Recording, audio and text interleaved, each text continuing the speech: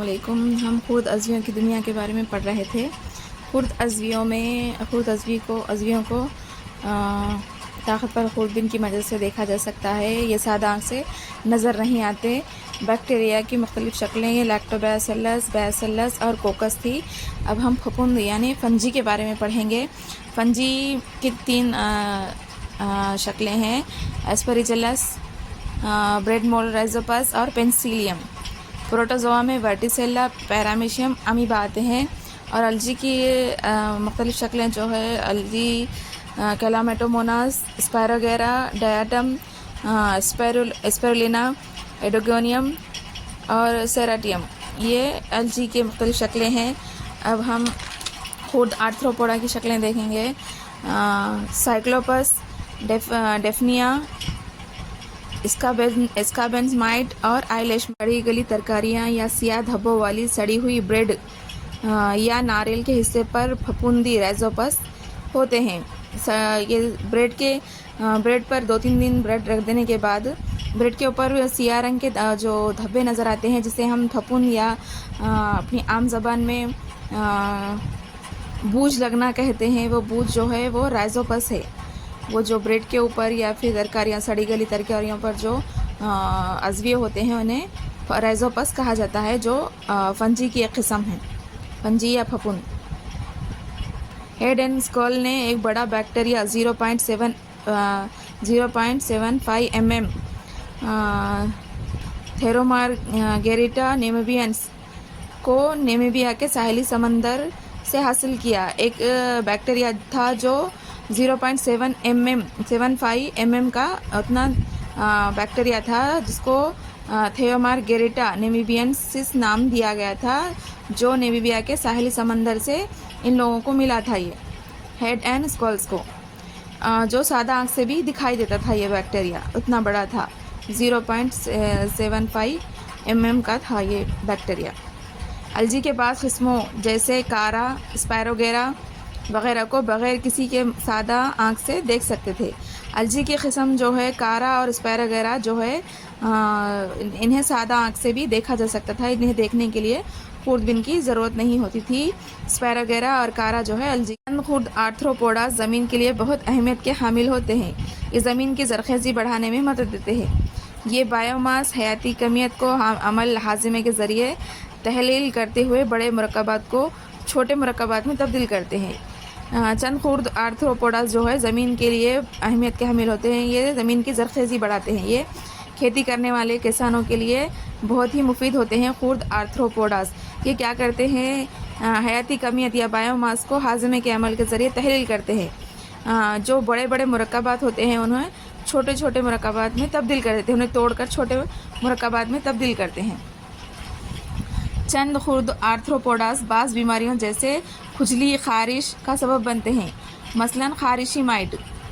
चंद खुर्द आर्थ्रोपोडास जो है जो सादा आँख से नहीं दिखाई देते, बहुत ही छोटे होते हैं, जो क्या करते हैं वो खुजली और खारिश का मसला का सबब बनते हैं। वो उसकी मिसाल है खारिशी माइट।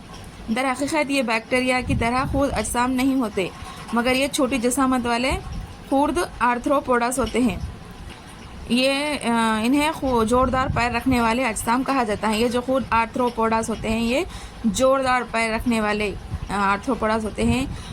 जैसे कि खटमल वगैरह जो है खुजली का सबब बनते हैं, ना जो काट कर खुजली पैदा करते हैं, ये जोरदार पैर रखने वाले होते हैं।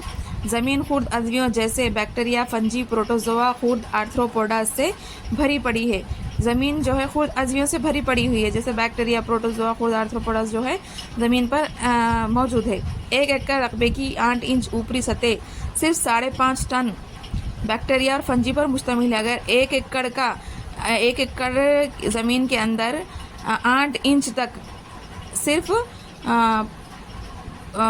बैक्टीरिया और फंजी की ही 5 टन उतने इन लोग मौजूद होते हैं। 1 एकड़ रकबे में 8 इंच तक 5 टन की तादाद में बैक्टीरिया और फंजी पाए जाते हैं। वायरस बहुत ही दिलचस्प किस्म के खुर्द अज़विये हैं।